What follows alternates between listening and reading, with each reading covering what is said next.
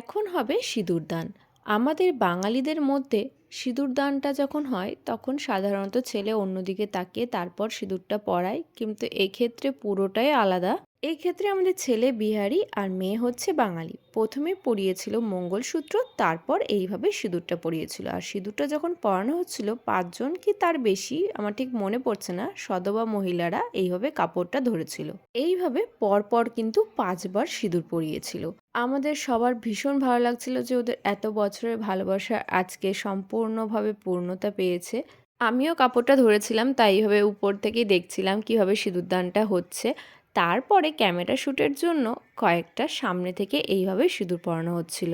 সামনাসামনি ওদেরকে দেখতে ভীষণ ভালো লাগছিল। তোমরা কে কে এইভাবে সিঁদুরদান দেখেছো অবশ্যই কমেন্ট করে জানিও।